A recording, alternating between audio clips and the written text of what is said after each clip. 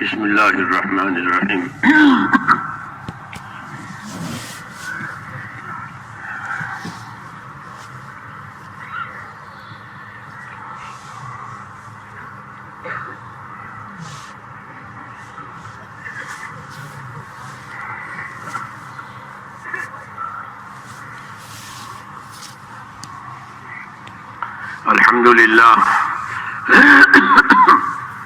الحمد لله نحمده ونستعينه ونستغفره ونؤمن به ونتوكل عليه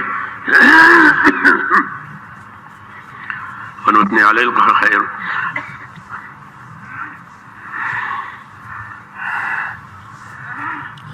میرے بزرگوں اور پیارے بھائیوں،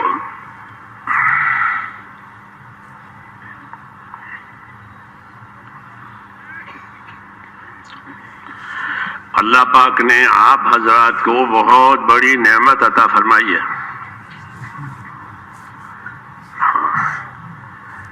اس لیے کہ علماء نے یہ لکھا ہے کہ دو نعمتیں اللہ کے ہاں سے بڑی آتی ہے،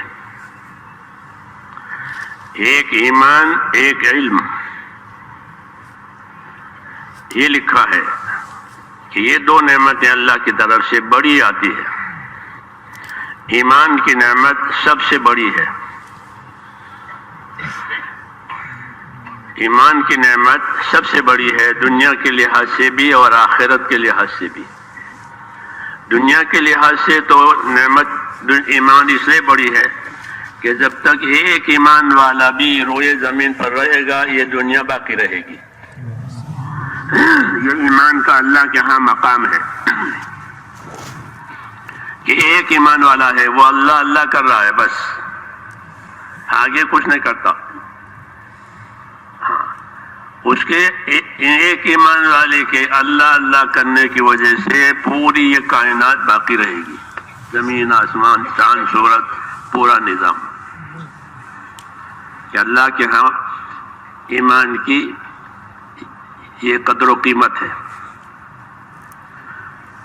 آخرت کے لحاظ سے کہ ایک ذرہ برابر بھی ایمان لے کر دنیا سے گیا تو اللہ تبارک و تعالیٰ اس کو بہت بڑی جنت ہمیشہ کے لیے دیں گے۔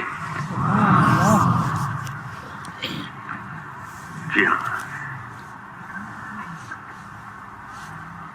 یہ نعمت ایمان بڑی نعمت ہے۔ تمام نبیوں نے اپنی دعوت کو ایمان سے شروع کیا ہے، لا الہ الا اللہ۔ آدم علیہ السلام لے کر کے جناب رسول اللہ صلی اللہ علیہ وسلم تک جتنے بھی حضرات آئے انہوں نے ایمان کی دعوت دی، ایمان کی حقیقت سمجھائی، ہاں ایمان کے لیے محنت کی، ایمان کے لیے تکلیفیں اٹھائی تاکہ لوگوں کی زندگی میں اللہ سے تعلق پیدا ہو جائے کہ ایمان کہ اللہ سے تعلق کا نام ہے۔ اللہ سے تعلق یہ بڑی چیز ہے کہ اللہ سے تعلق ہو گیا کہ کافی ہے۔ حسبی اللہ، ابراہیم علیہ السلام، حسبی اللہ، اللہ میرے لیے کافی ہے۔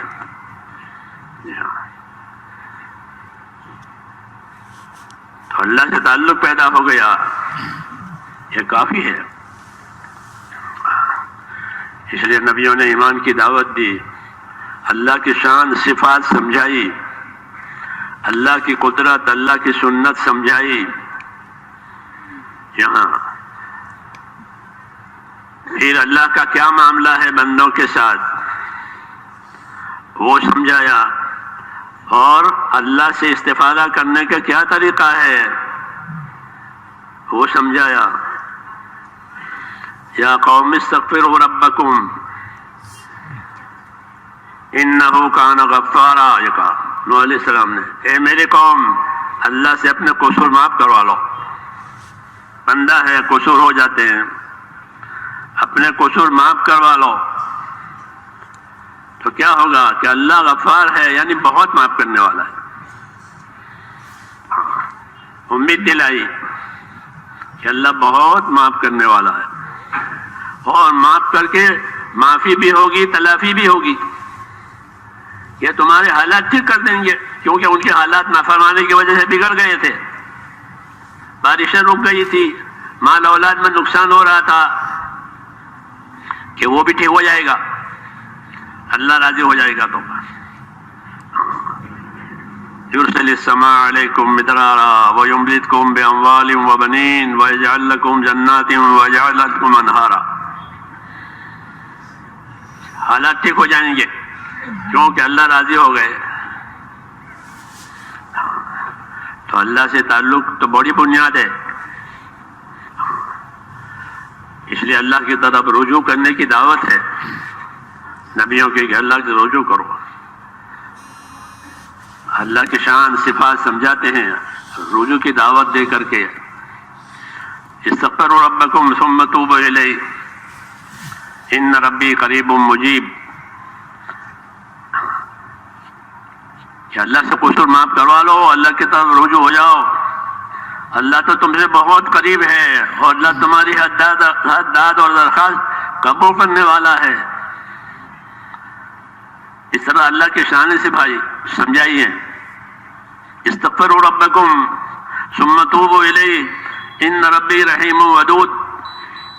توبہ کرو، اللہ کی طرف رجوع ہو جاؤ، میرا اللہ بہت مہربان ہے، بہت محبت کرنے والا ہے. تو انبیاء کرام نے اپنی دعوت میں اللہ کی شان صفات سمجھائی ہے. اللہ کی صفات ہیں.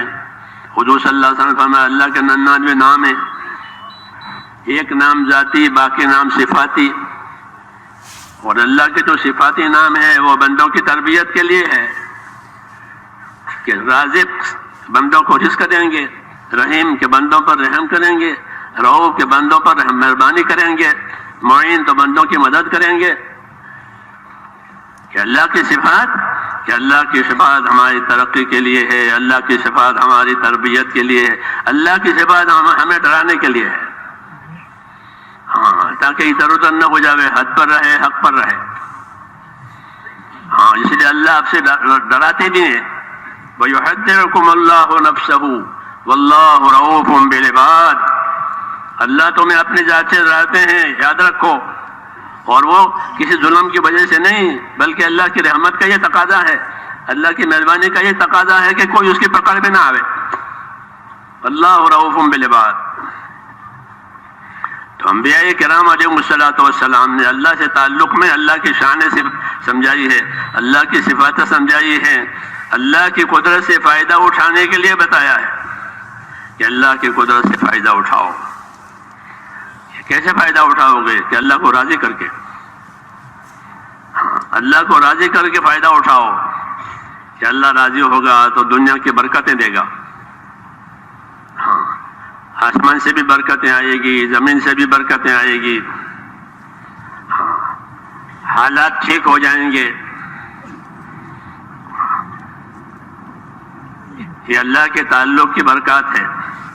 اور دوسرا فائدہ، عبادات سے فائدہ اٹھاؤ. یہ کہا نبیوں نے کہ عبادات سے فائدہ اٹھاؤ، کہ اللہ کی عبادت کرو. عبادت کے لیے پیدا کیا ہے کہ اللہ کی عبادت کرو، جان سے، مال سے. یہ سب ایمان کا تعلق ہے. تو ایک چیز ایمان عطا فرمایا کہ ایمان کی وجہ سے اللہ سے تعلق پیدا ہو گیا.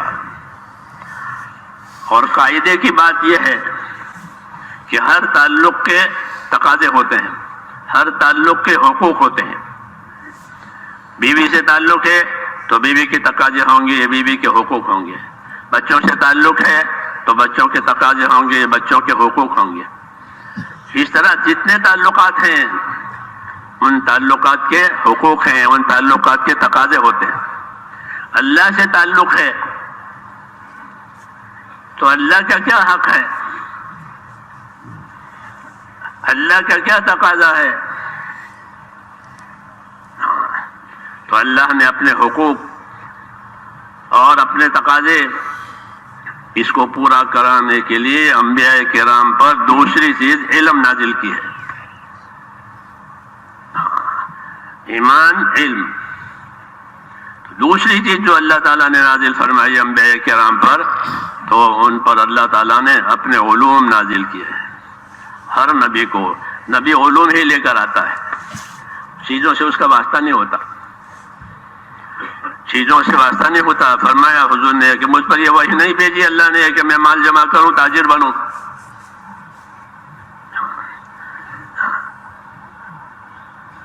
تو انبیاء کرام پر اللہ تبارک و تعالیٰ کی طرف سے جو چیز نازل ہوتی ہے وہ علم نازل ہوتا ہے، ایمان کے ساتھ علم۔ جو علم اللہ تعالیٰ انبیاء کرام کو دیتے ہیں وہ چیزوں کی ترقی کا نہیں ہوتا، بلکہ حقوق کی معرفت کا علم ہوتا ہے۔ دنیا کے علوم چیزوں کی ترقی کے لیے، لوہے میں یہ ہے، لکڑے میں یہ ہے، بجلی میں یہ ہے، یہ تجربے کی باتیں ہیں، یہ تجربے کی باتیں نہیں ہے، بلکہ اللہ تعالیٰ نے یہ علم اپنی طرف سے نازل کیا ہے۔ یہ نور ہے، یہ علم نور ہے، خوش نصیب لوگوں کو دیا جاتا ہے، ہم نصیب محروم رہتے ہیں۔ تو یہ علم اللہ تعالیٰ نبیوں پر نازل کرتے ہیں، اس علم کا بڑا مقام ہوتا ہے، فرشتے رشک کرتے ہیں، فرشتے علم والوں کی خدمتیں کرتے ہیں، ان کی تعظیم تکریم کرتے ہیں، مچھلیاں دعا مانگتی ہے، چونٹیاں دعا مانگتی ہے، فرشتے دعائے رحمت کرتے ہیں، کہ کس کے لیے؟ کہ علم والوں کے لیے، علم والوں کے لیے۔ اس لیے علم کا حاصل کرنا فرض ہے، علم حاصل کرو، علم حاصل کرو تاکہ پہچانو کہ اللہ کا کیا حق ہے سب سے پہلے۔ نہیں تو لوگ اپنے اپنے طور پر اللہ کی عبادت کرتے تھے شرک کے ساتھ، وَمَا يُؤْمِنُ أَكْثَرُهُم بِاللَّهِ إِلَّا وَهُم مُشْرِكُونَ۔ یہ ایسا نہیں ہوگا، اللہ کا حق ہے۔ معاذ بن جبل سے رسول صلی اللہ علیہ وسلم نے پوچھا کہ معاذ آپ کو معلوم ہے اللہ کا کیا حق ہے؟ کہ جی مجھے نہیں معلوم ہے، آپ بتائیں گے؟ کہ اللہ کا حق یہ ہے کہ صرف اسی کی عبادت کی جائے گی، اس کے ساتھ کسی کو شریک نہیں کیا جائے گا۔ توحید اللہ کا اپنا حق ہے۔ تو انبیاء کرام کے جو علوم ہے وہ حقوق کی معرفت کے لیے ہوتے ہیں، کیونکہ دنیا تعلقات کی جگہ ہے، دنیا تعلقات کی جگہ ہے، اور تعلقات میں اگر حقوق کی ادائیگی نہیں ہوگی تو فساد ہوگا، قاعدہ ہے، قاعدہ ہے کہ جہاں الٹ پلٹ ہوا کہ بگاڑ شروع ہو جائے گا۔ کہ دنیا تعلقات کی جگہ ہے اور تعلقات کے حقوق ہوتے ہیں، ان حقوق کی تعلیم کے لیے اللہ تبارک و تعالیٰ نے علم نازل فرمایا ہے انبیاء کرام پر۔ اس میں سب سے پہلا حق اللہ کا، وہ عبادت کا حق ہے، پھر جو رسول بھیجا گیا ہے اس کا حق ہے، جیسے ہم سے کہا گیا ایمان والوں سے لقد من اللہ علی المؤمنین، یہ اذ بعث فیہم رسولا، کہ ایمان والوں پر اللہ نے احسان کیا ہے، احسان تو سب پر کیا ہے، لیکن یہ قبول کر کے ماننے کو تیار ہو گئے ہیں، اس لیے ان کو ذمہ داری دینی ہے۔ جو قبول نہیں کرتے وہ تو الگ ہے، ایمان چکے ہیں، ایمان لا چکے ہیں، اس لیے ان پر خصوصی طور پر یہ امتنان کے دل پر احسان جتایا کہ ایمان والوں پر اللہ نے احسان کر دیا کہ ان کے درمیان میں ان کے لیے اللہ نے رسول انہی میں سے بھیج دیا جو ان کو دعوت بھی دے گا، ان کی تعلیم تربیت بھی کرے گا، ان کی رہبری کرے گا، اس لیے رسول کا حق بڑھا۔ اس لیے اللہ پر ایمان، پھر اللہ کے رسولوں پر ایمان، اللہ کی کتابوں پر ایمان، یہ ایمان کی تفصیلات، یہ ایمان صحیح ہو گیا۔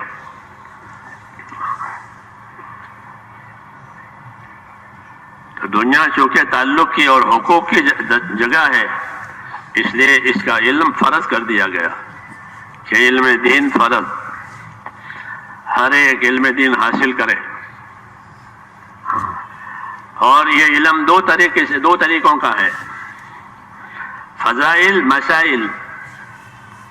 فضائل مسائل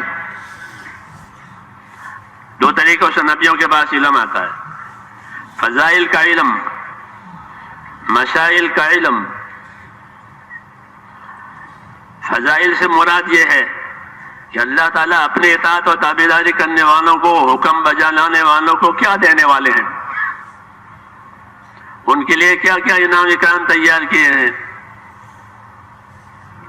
وہ مراد ہے کہ حکم پورا کرنے والوں کو اللہ کیا دینے والے ہیں.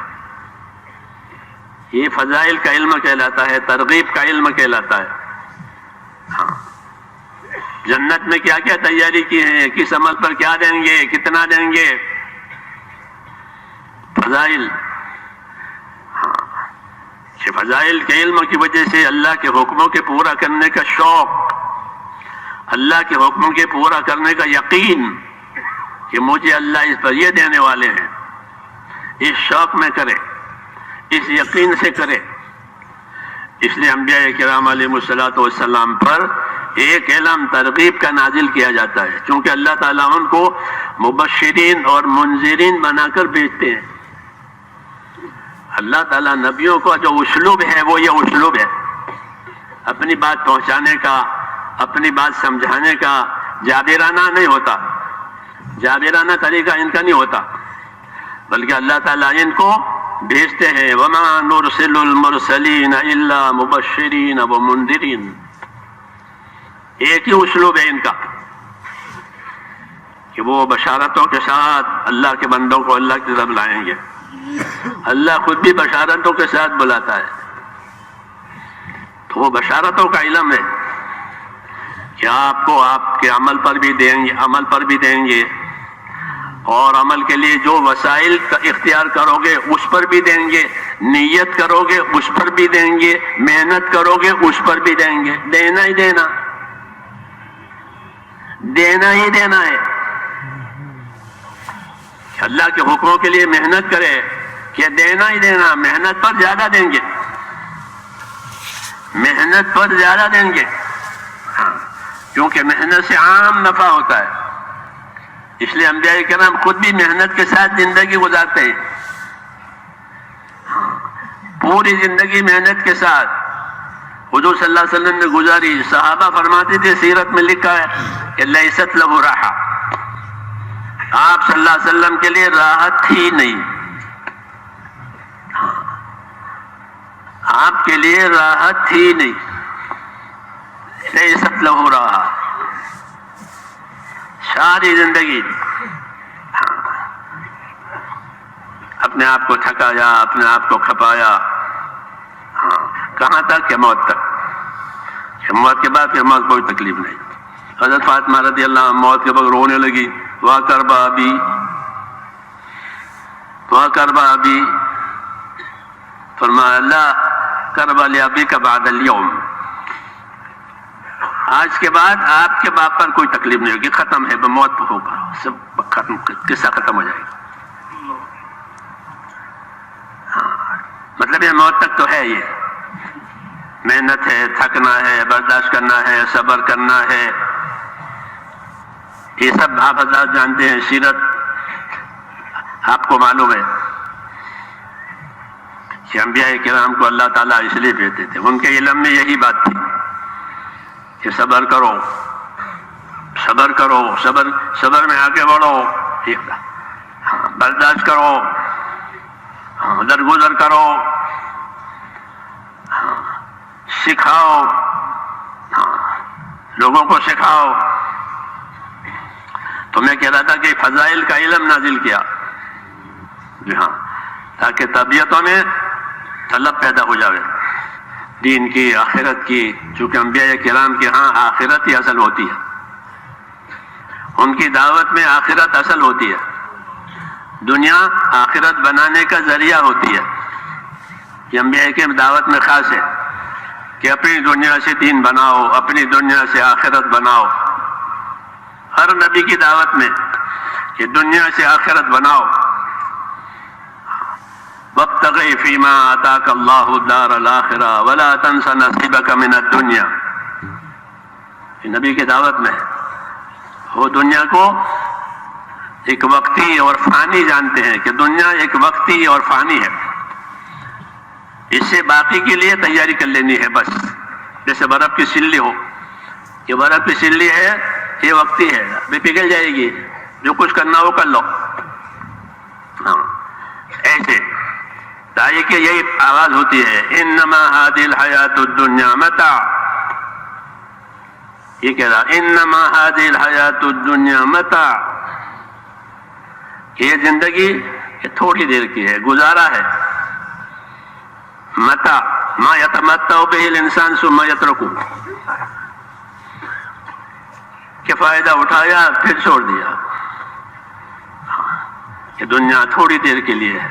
بادشاہت ہو تو، زراعت ہو تو، مالداری ہو تو، ہر چیز بیماری ہے کہ تھوڑی دیر کے لیے، تندرستی ہے کہ تھوڑی دیر کے لیے، عارضی. اس عارضی سے پائیدار کما لو، یہ دعوت ہے. نبیوں کی دعوت ہے کہ عارضی ہے دنیا، تمہارے پاس تھوڑی دیر کے لیے ہے، تو اس سے کیا کرو، اس سے کما لو. دنیا تمام کہ دنیا سے آخرت کما سکتے ہو، دنیا سے آخرت نہیں کماؤ گے کہ پچھتاؤ گے. نبیوں کی دعوت میں ایک خصوصیت ہوتی ہے کہ وہ دنیا سے آخرت بنانے کی دعوت دیتے ہیں. ہاں کہ دنیا سے آخرت بنانے کے لیے بھی یہی دو چیز چاہیے، ایمان، علم. ایمان نہیں ہے، علم نہیں ہے، آخرت کیسے بنے گی؟ جی ہاں، جس کے پاس ایمان نہیں کہ اس کے لیے آخرت میں کچھ نہیں ہے. اس لیے ایمان اور علم یہ بھی آخرت کے لیے ضروری ہے. اس لیے فضائل سنائے کہ اللہ نے ان کے لیے کیا کیا تیار کیا ہے، ان کے آنکھوں کی ٹھنڈک کا کیا کیا سامان اللہ نے بنایا ہے. تو ایک علم فضائل کا، دعوت میں فضائل کا علم چلتا ہے. دعوت میں فضائل کا علم چلتا ہے. جب کسی کو قریب کرنا ہو، لانا ہو، تو اپنے کام کی منفعت بتاویں، اپنے کام کے نہ ہونے کا نقصان بتاویں کہ بھائی دیکھو یہ ہوگا نا تو یہ فائدہ ہوگا، نہیں تو یہ نقصان ہے. تو وہ اپنا نفع نقصان سمجھ کر اس کو قبول کرتا ہے. یہ طریقہ ہے، یہ طریقہ ہے. اس لیے فضائل کا علم پہلے اتارا گیا. عائشہ ام المومنین فرماتی تھی کہ اگر اللہ تعالیٰ پہلے سے کہنا فرما دیتا کہ دیکھو شراب حرام ہے، زنا حرام ہے، تو کوئی نہیں بچتا. ان میں استعداد ہی نہیں تھی بچنے کی، وہ تو اس کے عادی ہو چکے تھے. اس لیے اللہ تعالیٰ تدریجاً یہ چیز لایا، جنت، جہنم، عذاب، ثواب، انعام، اکرام، انتقام، یہ باتیں سنائیے، یہ باتیں سنائیے ایک مدت تک. اس سے لوگوں کی طبیعتوں میں استعداد پیدا ہوتی چلی گئی اور دین بھی اترتا گیا دھیرے دھیرے. یہ دعوت بھی دے رہے ہیں، فضائل بھی سنا رہے ہیں، عذاب سے بھی ڈرا رہے ہیں، اور احکام بھی آ رہے ہیں. یہ چکی چل رہی ہے، دانے ڈال رہے ہیں، چکی چل رہی ہے، دانے ڈال رہے ہیں. ہاں چکی بھی چلے گی، پسائی ہوگی، چاروں طرف آٹا بھی گرے گا. مذہب کی مثال چکی کی ہے. ہاں مذہب چکی سے مشابہت رکھتا ہے. اس میں حرکت بھی ہے، ثبات بھی ہے، حرکت بھی ہے، ثبات بھی ہے، دونوں ہے. یہ دونوں ہے. حدیثوں میں بھی ہے کہ اسلام کی چکی چلے گی. ہاں تو فضائل سنائے. آج بھی یہی طریقہ ہے کہ کسی کو عمل کے لیے تیار کرنا ہو تو یہ فضائل سناؤ کہ اللہ پاک یہ دینے والے ہیں، یہ برکتیں ہوگی. یہ مولانا جیسا فرماتے تھے کہ یہ ابتدا میں برکتیں بھی بتاؤ لوگوں کو کہ بھائی کام کرو گے تو یہ برکت ہوگی. اور ہے برکت، کوئی ایسی پھسلانے کی بات تو ہے نہیں. اللہ کے ہر حکم میں برکت ہے. اللہ کے ہر حکم میں برکت ہے، اور جیسے اس کا بدلہ ہے برکت بھی ہے. کہ برکتیں بتاؤ لوگوں کو کہ طبیعتوں کا میلان ہو جاوے، پھر جب وہ حقیقت سمجھیں گے تو پھر برکت کے لیے نکلیں گے، خدا کا حکم سمجھ کر کریں گے. استدلال آ گئی، کام کا طریقہ ہے. تو فضائل کا علم سنایا. رسول صلی اللہ علیہ وسلم پر فضائل کا علم بھی علی وجہ الاتم اترا. ہاں، آپ نے بہت فضائل سنائے کہ آدمی فضیلت کے شوق میں بے قابو ہو جاتا تھا کہ اگر میں اس راستے میں مارا گیا تو میں جنت ہو جاؤں گا، کہ ہاں، تو وہ مرنے کے لیے تیار ہو جاتا تھا. شوق ہے کس کا؟ کہ آخرت کا. شوق ہے کس کا؟ کہ اللہ کی ملاقات کا. جی ہاں، فضائل سنائے. عمل کے فضائل ہیں. عمل کے لیے جو چیزیں راستہ واسطہ بنے گی اس کے بھی فضائل ہیں. عمل کے لیے جو محنت کرے گی، محنت ہوگی، اس کے بھی فضائل ہیں. جیسے نماز کے فضائل، تو خالی نماز کے فضائل نہیں ہیں کہ 4 رکعت کے یہ فضائل ہیں، بلکہ نماز سے متعلق بہت سی چیزوں کے فضائل ہیں. کہ وضو کے بھی فضائل ہیں، پاکی کے بھی فضائل ہیں، نماز کے لیے چلنے کے بھی فضائل ہیں، نماز کے انتظار کے بھی فضائل ہیں، مسجد بنانے کے فضائل ہیں، مسجد پاک کرنے صاف رکھنے کے فضائل ہیں، انتظار صلاۃ کے فضائل ہیں. یعنی اللہ کے انعامات کہ برس رہے ہیں. حضور فرماتے تھے الخیر و کثیر وقلیل فاعلہ، کہ خیر اللہ کی طرف سے بہت ہے لیکن کرنے لینے والے تھوڑے ہیں. یہ شکایت ہے ہماری، یہ کرنے لینے والے تھوڑے ہیں، ورنہ ایک راستے سے اللہ نہیں دیتے ہیں، بہت راستے سے دیتے ہیں. اس لیے ہمارے علم میں فضائل کا علم یہ بنیاد کی حیثیت ہے، یقین پیدا کرنے کے لیے، خدا کا خوف پیدا کرنے کے لیے، حق پر رہنے کے لیے. ہاں، تو یہ علم اللہ نے اتارا. دوسرا علم مسائل کا اتارا. مسائل سے مراد شرائع، طریقے. مسائل سے مراد طریقے اتارے کہ جو عمل اللہ تعالیٰ نے واجب کیا ہے اس کے ادا کرنے کا کیا طریقہ ہے، وہ عمل کیسے صحیح ہوگا. کیونکہ عمل صحیح ہوگا تو فضیلت ملے گی، عمل غلط ہوگا تو فضیلت نہیں ملے گی. اس لیے حضور صلی اللہ علیہ وسلم فضیلت بھی بتاتے تھے، طریقہ بھی بتاتے تھے، مسئلہ بھی بتاتے تھے. مثال کے طور پر سجدے کی فضیلت بتائی کہ سجدہ اللہ تعالیٰ کا، اللہ کے ہاں بڑا مقبول عمل ہے. بندہ سب سے زیادہ قریب اللہ سے سجدے کی حالت میں ہوتا ہے. سجدے کی فضیلت بتائی. سجدے کا طریقہ بتایا. فرمایا مجھے حکم ہوا ہے کہ 7 اعضاء پر سجدہ کروں. یہ سجدہ کرنے کا مسئلہ بتایا ہے.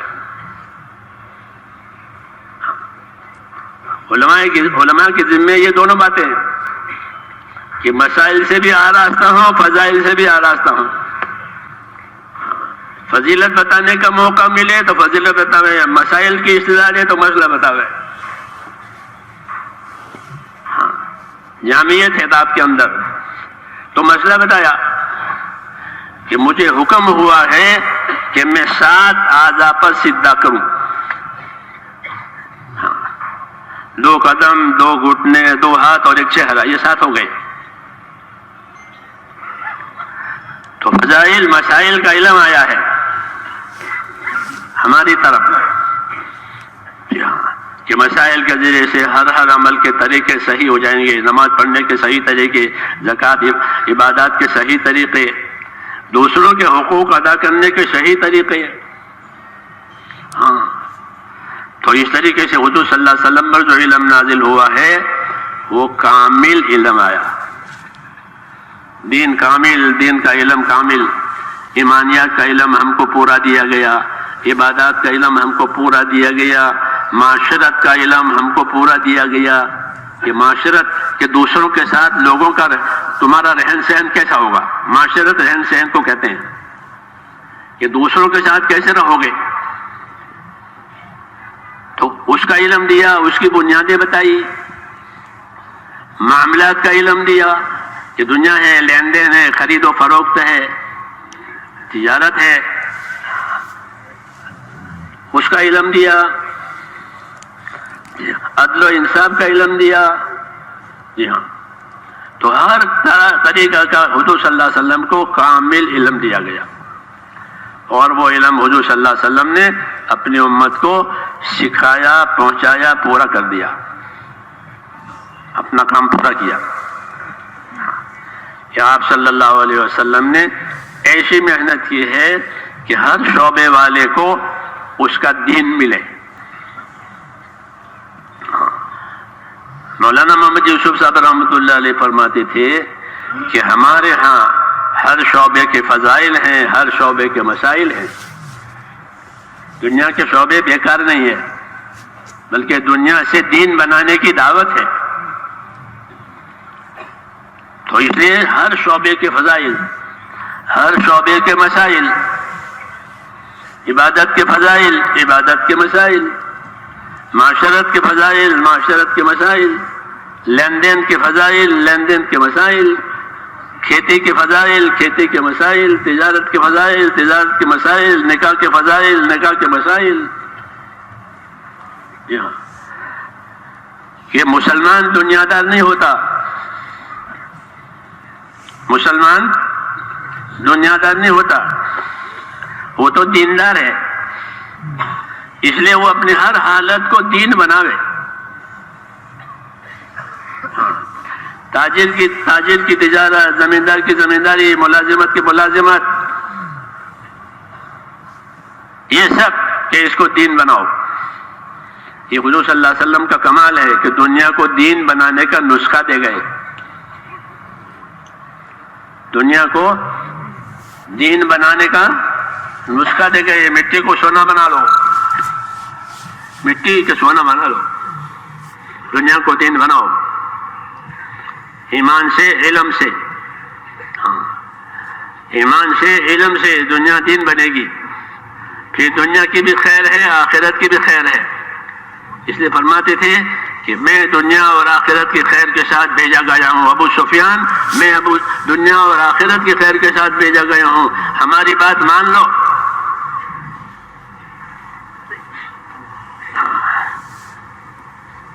تو حضور صلی اللہ علیہ وسلم دنیا اور آخرت کی خیر کے ساتھ بھیجے گئے۔ اس لیے اللہ کا ہم بڑا احسان ہے کہ ہم کو اللہ نے ایمان بھی دیا اور علم بھی دیا، اور اس علم کی ہر جگہ ضرورت ہے، ہر شعبے میں ضرورت ہے، تاکہ ہمارا ہر شعبہ دین بنے۔ کہ تاجر تجارت کے دین سے جنت میں جائے گا، زمیندار زمینداری کے دین سے جنت میں جائے گا، مزدور کہ مزدوری کے دین سے جنت میں جائے گا۔ کہ مزدور ہے، کولی ہے، اس کے پاس کچھ نہیں ہے، دو ہاتھ ہے اور پیٹ ہے، کماتا ہے، کھاتا ہے بیچارہ، کہ یہ بھی اس کی مزدوری کی بھی فضیلت ہے۔ حدیث شریف میں ہے کہ من امسا کالم بعمل یدہ امسا مغفورا لہ، کہ جو اپنے ہاتھ کی محنت مزدوری سے شام کو تھک کر چور ہو جائے گا، کہ شام کو ہی اس کی مغفرت ہو جائے گی۔ تو ہمارا مزدور بھی نفع میں، ہمارا تاجر بھی نفع میں، ہمارا کاشتکار بھی نفع میں، ہر ایک نفع میں۔ دین کی دعوت اسی وجہ سے ہے کہ ہر شعبے والے کو یہ دین کی دعوت دو، تاکہ وہ اپنے شعبے کا دین حاصل کرے اور اپنی دنیا بھی بناوے، اپنی آخرت بھی بناوے۔ جی ہاں، کہ دنیا سے آخرت کمائی جاتی ہے۔ دنیا نہ ہوتی تو آخرت کیسے کماتی ہے؟ دنیا آخرت کی کھیتی ہے، دنیا آخرت کی کھیتی ہے۔ حدیث شریف میں ہے کہ ان الدنیا خلقت لکم وانکم خلقتم للآخرہ، دنیا تمہارے لیے پیدا کی ہے اور تم کو آخرت کے لیے پیدا کیا ہے، لہذا اپنی دنیا سے آخرت بنا کر کے لے جاؤ۔ اسی قارون سے ہی بات کہی گئی تھی کہ وابتغ فیما آتاک اللہ الدار الآخرہ، تجھ کو جو اللہ نے دیا ہے اسے آخرت بنا لے۔ یہ دعوت ہر مالدار کو ہے، خالی قارون کو نہیں ہے۔ قیامت تک ہر مالدار کو یہ دعوت ہے کہ اپنی مالداری سے اپنے آخرت بنا لے۔ اس طرح ہر استعداد والا اپنے استعداد سے اپنے آخرت بناوے۔ آخرت بنانے کے لیے ایمان اور علم، اس کے بغیر آخرت نہیں بنتی۔ اس لیے ایمان کی دعوت دی ہے، ایمان کی محنت کے ذریعے ایمان پھیلایا ہے۔ پھر جب علم اترا تو علم کی دعوت دی ہے، علم سیکھو، علم سیکھو تاکہ اللہ کا حق پہچانو، آخرت کی تیاری ہو جاوے، اپنی زندگی کی ذمہ داریاں سمجھ میں آوے۔ جاہل نہیں جانتا کہ اللہ کا کیا حق ہے۔ جی ہاں، جاہل اسی کو کہتے ہیں دین میں کہ جو حقوق کو نہ جانے، چیزوں کو جانے لیکن حقوق کی جس کو خبر نہ ہو اس کو دین میں جاہل کہتے ہیں۔ اسے حقوق کی خبر نہیں ہے، اللہ کا کیا حق ہے، رسول کا کیا حق ہے، دوسروں کے کیا حقوق ہیں۔ کیونکہ دنیا میں اغراض کا رواج ہے، اغراض اپنی اپنی ہوتی ہیں، حقوق کی فکر نہیں ہوتی۔ اللہ نے علم نازل کر کے حقوق کی رہبری کی ہے کہ ایک دوسرے کا حق ادا کرو، اللہ کا اپنا بھی حق ہے، ایک دوسرے کا حق ہے۔ اس لیے ایمان کی دعوت ہوئی، ایمان کی محنت ہوئی۔ جب لوگوں میں ایمان آیا تو پھر علم دیا ان کو، یہ علم ہے۔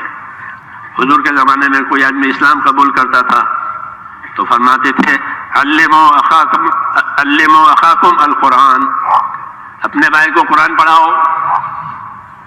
مصعب بن عمیر نے مدینہ منورہ میں 1 سال گزارا، 1 سال تک وہ دعوت دے، اکثر مدینہ والے اسلام لے آئے،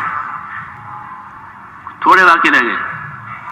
تو خالی ان کو دعوت دے کر نہیں چھوڑا، بلکہ جو دین نازل ہوا تھا وہ دین ان کو سکھایا، وہ احکام ان کو یاد کرائے، وہ قرآن ان کو پڑھایا، جمعہ کی نماز پڑھائی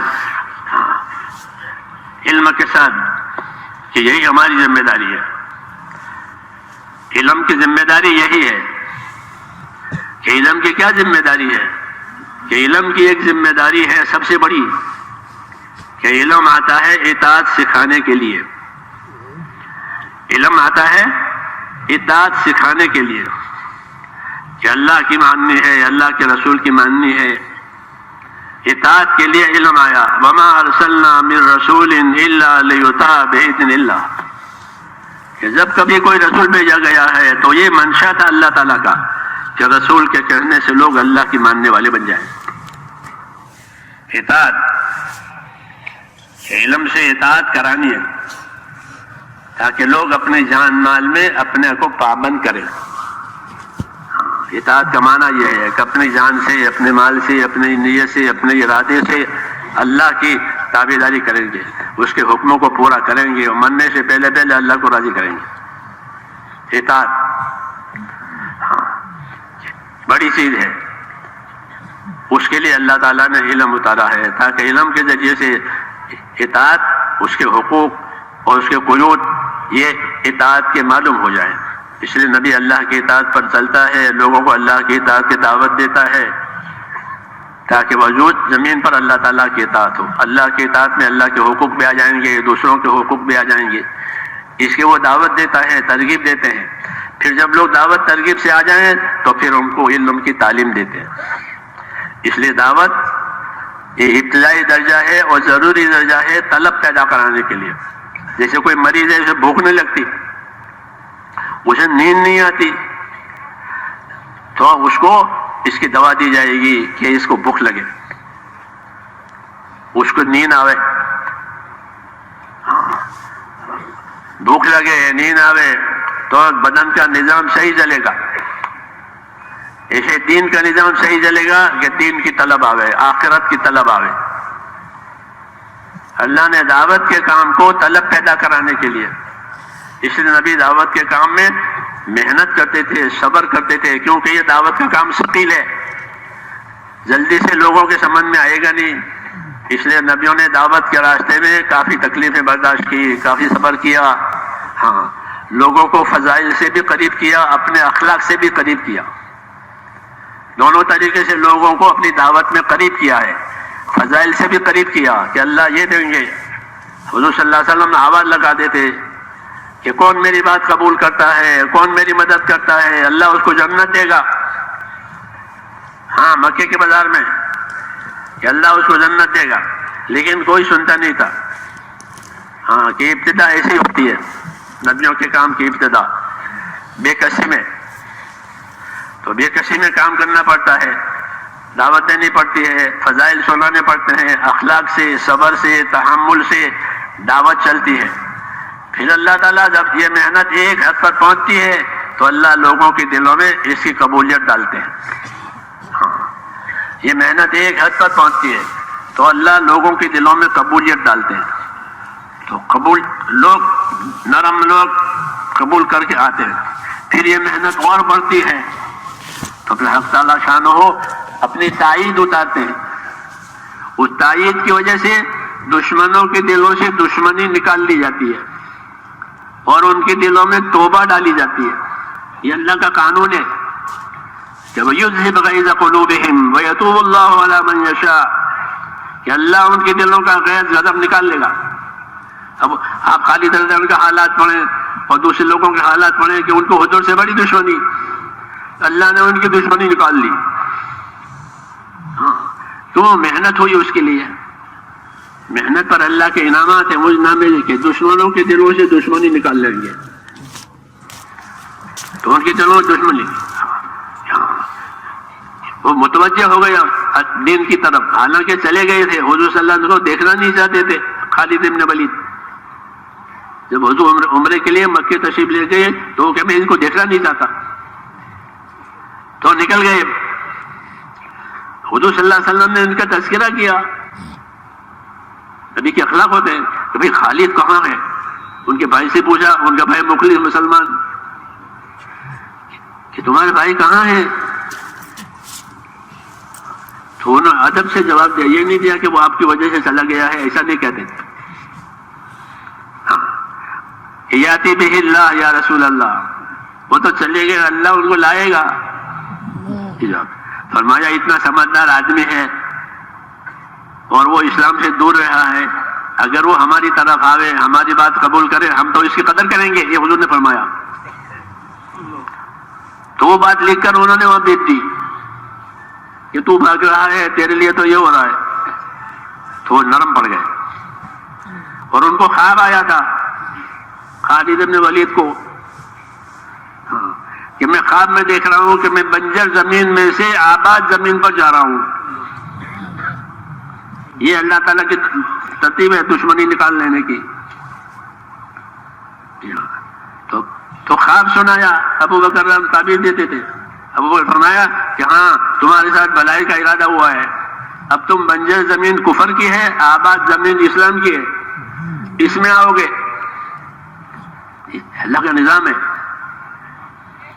کہ جب دین کی دعوت چلے گی، محنت چلے گی تو کہ دشمن دوش ہو جائیں گے، ہاں، بشرطے کہ وہ کام صحیح ہو، اصولوں سے ہو۔ ہاں، اس لیے ایک دعوت ایک محنت ہے، امت میں دین کی طلب پیدا کرانے کے لیے، آخرت کی فکر پیدا کرانے کے لیے، دنیا کی اہمیت گھٹانے کے لیے۔ یہ بھی ضروری ہے دعوت میں کہ جتنی دنیا کی اہمیت ان کے دلوں میں سے گھٹے گی اور آخرت کی عظمت آئے گی، اتنا کام کا اثر ہوگا۔ اس لیے یہ کام قربانیوں والا ہے، جان بھی لگے، مال بھی لگے، جذبات بھی لگے، صبر بھی کرے، خیر خواہی بھی کرے، دعوت کا یہ مواد ہے۔ جب اس طرح کی محنت ہوگی تو اللہ تعالیٰ کی قدرت اب مدد پر آئے گی، ہاں، کہ دشمن دوش ہو جائیں گے، ان کو توبہ نصیب ہو جائے گی اور وہ اپنی صلاحیتوں کو دین پر لگائیں گے۔ اور یہی ہمارا مقصد ہے کہ لوگوں کی صلاحیتیں دین پر آویں، دعوت کا اور کوئی مقصد نہیں ہے، کوئی پارٹی نہیں بنانی ہے، کوئی میز روٹی نہیں کرنی ہے، اللہ کے بندوں کا اللہ سے صحیح تعلق ہو جائے اور وہ اللہ کا جو حق ہے دین کا وہ ادا کرنے والے بنے اخلاص کے ساتھ، ہاں، کہ ہر آدمی اپنی زندگی کی ذمہ داری سمجھے۔ اس لیے دعوت کی محنت کہ اس کے ذریعے سے آخرت کی اہمیت، اپنے اعمال کی اہمیت یہ پیدا ہوگی۔ دین کی طلب آئے گی، اب دین کو پوچھے گا وہ کہ مجھے کیا کرنا چاہیے، اب اس کو بتایا جائے گا تو وہ اس کی قدر کرے گا. اس لیے دعوت سے طلب آئے گی، اور طلب آگے تو پھر اس کو علم دو. حضور صلی اللہ علیہ وسلم کی محنت سے لوگوں میں دین کی طلب آئی، پھر تو لوگ باہر سے بھی دین کو سمجھنے کے لیے، پڑھنے کے لیے، پوچھنے کے لیے آ رہے تھے. علم کا دور چلا، جی ہاں، اور خوب علم پھیلا دعوت کی وجہ سے، یہاں تک کہ ان کے غلام جو تھے وہ بھی عالم ہو گئے، ان کے گھر کی جو باندیاں تھی وہ بھی عالمہ ہو گئی. ہاں، اتنا پھیلایا گیا علم کو، ہر راستے کا علم اللہ تعالیٰ نے زندہ کر دیا. تو دعوت میں یہ ہوتا ہے کہ بے طلبوں میں کام کرو تاکہ ان میں طلب آوے، پھر طلب آوے تو ان کو دین دو. آج بھی یہی مسئلہ ہے کہ امت میں سے دین کی طلب گھٹ رہی ہے، روز روز روز روز دنیا کی طلب بڑھ رہی ہے. تھوڑے لوگ ہیں جن میں دین کی طلب ہے، وہ سیکھنے کے لیے آتے ہیں، طلبہ آتے ہیں، اس کی تعداد تھوڑی ہوتی ہے، اور جو بے طلب امت ہے وہ زیادہ ہے. اس لیے اللہ کا طریقہ یہ ہوتا تھا کہ جب لوگوں میں یہ بات نہیں ہوتی تو اللہ اپنے رسولوں کو ان کے پاس بھیجتے تھے کہ ہم نے نوح کو ان کے پاس بھیجا، قوم سننے کو تیار نہیں ہے، ماننے کو تیار نہیں ہے، لیکن ہم نے اپنے رسول کو بھیجا، اور وہ رسول ان کے پاس جا کر کے ان کو سمجھاتے ہیں اللہ کی قدرت، اللہ کی نعمت، اللہ کا حق، اور وہ بے رخی برتتے ہیں تو وہ ان پر صبر کرتے ہیں اور اپنا کام کرتے چلے جاتے ہیں. ان کی بے رخی ہے، نبی کے صبر ہے، ان کی بے رخی ہے، نبی کے صبر ہے، یہاں تک کہ وہ متوجہ ہو جاتے ہیں محنت کے بعد. کہ محنت کے بعد پھر لوگوں کے دلوں کا رجوع اللہ کی طرف ہو جاتا ہے. والذین جاہدوا فینا لنہدینہم سبلنا. یہ جب ہمارے راستے کی محنتیں ہوگی کہ پھر اللہ جو ہے اپنے راستوں کی رہبری کریں گے. سبل سے کیا مراد ہے کہ سبل سے مراد جنت کے اعمال ہے کہ اللہ محنت کے بعد جنت والے عملوں کی طرف لوگوں کی رہبری کریں گے، لوگ جنت والے اعمال کی طرف چلیں گے، دین قبول کریں گے. اس لیے ہم پر ذمہ داری ہے کہ جو لوگ طلب لے کر آ رہے تو انہیں بھی دین دو، ان کا تو حق ہو ہی گیا. حضور صلی اللہ علیہ وسلم نے وصیت فرمائی تھی کہ میرے بعد لوگ آئیں گے دین سیکھنے کے لیے مدینہ منورہ میں، ان کے بارے میں میری وصیت یاد رکھنا. تو صحابہ اس کا اہتمام کرتے تھے، ان کو دین سکھاتے تھے. ہاں، وہ تو وہ لوگ تھے جو طلب والے ہیں، لیکن جو بے طلب والے تھے تو بے طلب والوں کے لیے حضور صلی اللہ علیہ وسلم نے خاص طور سے مکہ فتح ہونے کے بعد کثرت سے جماعتیں پھیلائی. اس زمانے میں کوئی جنگ جہاد نہیں ہوتا تھا، دعوت ہی ہوتی تھی. لوگوں کو دین کی دعوت دی جاتی تھی، دین سکھایا جاتا تھا، احکام بتائے جاتے تھے، اور کہا جا مدینے آؤ، کہ مدینے آؤ. خالد بن ولید کو نجران کی طرف بھیجا تھا فتح مکہ کے بعد، تو انہوں نے وہاں جو کام کیا تو وہاں لوگ اسلام قبول کرنے کے لیے تیار ہو گئے، تو ان کو اسلام سکھایا، پھر ان کے درمیان میں رہے، دعوت دے کر چھوڑ نہیں دیتے تھے. کتنے لوگ مسلمان ہو گئے، وہ ان میں ٹھہر جاتے تھے اور ان کو بنیادی چیزوں کی تعلیم دیتے تھے. ہاں، اور پھر حضور صلی اللہ علیہ وسلم سے خط لکھ کر رائے مانگی کہ میں یہاں ٹھہرا ہوا ہوں، جو باتیں میرے پاس ہے دین کی میں ان کو سکھا رہا ہوں، آگے میرے لیے کیا رہبری ہے. ایسا کارگزاریوں کا سلسلہ چلتا رہتا تھا. ہاں، کیا کیا حال ہوا وہ لکھتے رہتے تھے. مدینے باتیں آتی تھی اور مدینے سے پھر آگے کی رہبری جاتی تھی. یا تو صاحب آپ پڑھیں تو آپ کو ملے گی بات. تو خالد بن ولید نے یہ خط لکھا کہ الحمدللہ یہ لوگ ایمان میں داخل ہو گئے ہیں. ہاں، اب میں ان کو دین کی ضروری تعلیم، حضور صلی اللہ علیہ وسلم کی سنت کی تعلیم میں ان کو دے رہا ہوں، آگے جو میرے لیے حکم ہو. تو فرمایا ٹھیک ہے، ان کو بشارتیں سناؤ، ان کو وعدے وعیدیں سناؤ، اور ان کو تیار کر کے ان کا ایک وفد یہاں لاؤ، ان کی ایک جماعت لے کر یہاں آؤ. جیسے ہم کہتے ہیں نقد جماعت نکالو، تاکہ وہ عمل سے عمل سیکھے. صحبت سے دین سیکھنا، یہ تھا صحبت سے دین سیکھے، اس لیے یہ محنت ہوتی تھی کہ دعوت دی، دعوت قبول ہوئی تو پھر تعلیم کا نمبر، سکھانے کا نمبر۔ آج بھی یہی ہماری ذمہ داری ہے۔ یہ امت کا بہت بڑا طبقہ ایسا ہے کہ جن کو دین سے کوئی واسطہ نہیں ہے، ضروریات دین کیا، عقائد کی بھی خبر نہیں ہے۔ ہاں، اتنی جہالت پھیلی ہوئی ہے۔ اس کا علاج یہی ہے کہ جماعتیں بنا بنا کر کے اللہ کے راستے میں، قریب میں، دور میں، اندرون میں، بیرون میں، ترتیب سے، مشورے سے محنت ہو، تاکہ اللہ تبارک و تعالیٰ کا یہ دین زندگیوں میں آوے۔ عبادت کرنے والوں میں عبادت کا دین آوے، تجارت کرنے والوں میں تجارت کا دین آوے، معاملات والوں میں معاملات کا دین آوے، رہن سہن والوں میں رہن سہن، ہر لائن کا دین، یہ ضروری ہے تاکہ ہر لائن والا کامیاب ہو جائے۔ جی ہاں، اس کے لیے دعوت ہے کہ جماعتیں بنا بنا کر کے اللہ کے راستے میں۔ اہل علم کے ذمے بھی یہی ہے، بلکہ ان کی ذمہ داری ڈبل ہے، اپنے آپ کو بھی سنبھالنا، امت کو بھی سنبھالنا، کیونکہ یہ نبی کے وارث ہے، نبی کے علم کے وارث ہیں، تو وہ علم کی بھی، امانت کی بھی حفاظت کریں گے اور امت کی بھی ہمدردی کریں گے۔ اس لیے ان کی ذمہ داری ہے کہ اللہ تعالیٰ ان کو خیر کا ذریعہ بنائیں گے۔ جی ہاں، اس علم کے ذریعے سے، کہ اس علم میں تعدیہ ہوگا کہ ان کی اپنی بھی خیر ہے اور امت کی بھی خیر ہے، اور علم تو ہے امانت، علم تو امانت ہے کہ اس کی حفاظت بھی کرنی ہے، اس کی اشاعت بھی کرنی ہے، اس کے اہل پیدا کرنے ہیں تاکہ یہ ضائع نہ ہو جاوے۔ ہاں، تو ماشاءاللہ اس محنت سے علم کی اہلیت لوگوں میں پیدا ہو رہی ہے۔ ہاں، عبادتیں زندہ ہو رہی ہے، لوگوں میں علم کا شعور آ رہا ہے، اپنے دین آخرت کا شعور آ رہا ہے۔ لیکن جو ہوا ہے وہ تھوڑا ہے، جو باقی ہے وہ زیادہ ہے۔ جو ہو رہا ہے وہ تھوڑا، اور جو باقی ہے وہ زیادہ۔ اس لیے اس کو نہیں دیکھا جاتا کہ اتنا ہو رہا ہے، نہ کتنا باقی ہے یہ دیکھا رہا ہے۔ تعمیر میں یہ دیکھتے ہیں کہ ابھی کتنا باقی ہے اوپر، یہ نہیں دیکھتے نیچے کا ہو گیا، وہ تو ہو گیا ہے، اس کا کیا ذکر ہے، لیکن کتنا باقی ہے وہ دیکھنا ہے۔ تو الحمدللہ لوگوں میں عبادت کا شعور آیا، نمازیں ہوئی، ذکر، تلاوت، لیکن آگے اور بہت سی چیزیں باقی ہے، اور بہت سے موسم میں تو یہ عبادت بھی نہیں ہے۔ اس لیے اس کا تقاضا ہے کہ اپنی جماعتیں بنا بنا کر کے اللہ کے راستے میں جائیں۔ علماء کرام سے یہ عرض کیا جاتا ہے کہ ایک ایک سال اللہ کے راستے میں لگاویں۔ ہاں، ایک ایک سال لگاویں، امت کے ساتھ اختلاط کریں، امت سے ملیں، امت کی صلاحیتوں کو دیکھیں اور اپنی صلاحیتیں بھی لگاویں، تاکہ اللہ کے دین کا جو ہم پر حق ہے، استقامت اور نصرت، یہ دو حق ہیں ہمارے اوپر دین کی طرف سے، کہ ہر آدمی اپنے دین پر استقامت کے ساتھ رہے اور ہر آدمی اپنے دین کا مددگار بنے۔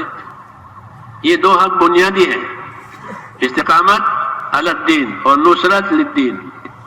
یہ ہم پر ہے کہ اپنے دین پر قائم رہو، ہاں، کہ ہماری زندگی اللہ کے حکم والی، سنت شریعت والی، دین والی۔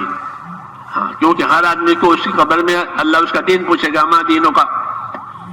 اس لیے اپنی استقامت والی زندگی بنانا، دوسری ذمہ داری نصرت والی زندگی بنانا، کہ اپنے دین کے مددگار بنے، کہ اپنے دین کو سیکھیں، اپنے دین کو سکھائیں، سیکھنے والے سکھانے والے تیار کریں، تاکہ دین کو زندگی کے شعبوں میں جگہ ملے، ورنہ دین کو زندگی کے شعبوں میں سے نکال دیا جائے گا جہالت کی وجہ سے۔ پھر جو شعبے بے دینی کے ہوں گے وہ مردار ہوں گے، اس میں روح نہیں ہے، وبال ہوں گے۔ اللہ نے حضور صلی اللہ علیہ وسلم کو رحمت بنا کر کے بھیجا ہے، اس رحمت کا یہی تقاضا ہے کہ اپنے دین کو لے کر کے پھریں، بے طلبوں میں طلب پیدا کرائیں، تو جن میں طلب آئی ہے ان کو طلب اور استعداد کے مطابق دین دیں، کہ اس دین کا یہی حق ہے، یہ صدقہ جاریہ ہے۔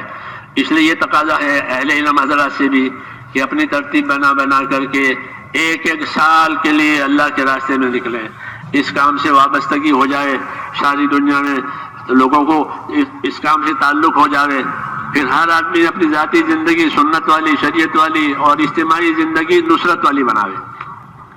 ہماری اجتماعی زندگی نصرت والی، انفرادی زندگی استقامت والی، یہ ہے کام کا ہمارا پہلو۔ تو اس کے لیے نیت کریں انشاءاللہ یہ کرنا ہے، اور دوسروں سے ترغیب کے ساتھ نرمی کے ساتھ دوسروں سے کرانا بھی ہے، دونوں کام ہمارے ہیں، اذان بھی دینی ہے، نماز بھی پڑھنی ہے، دعوت بھی دینی ہے، عبادت بھی کرنی ہے، دونوں کرنا ہے۔ تو اسی لیے اب بتائیں کون کون تیار ہیں؟ ہاں، جماعتیں بناویں، جی ہاں، ہمتیں کریں، فیصلے کریں تاکہ اللہ کی مدد اترے۔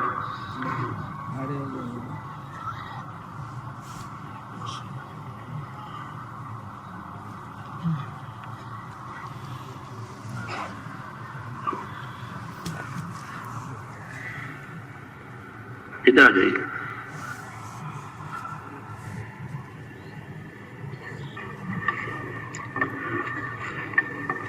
আলহামদুলিল্লাহ ভাই, আমরা নিয়ত করি এক এক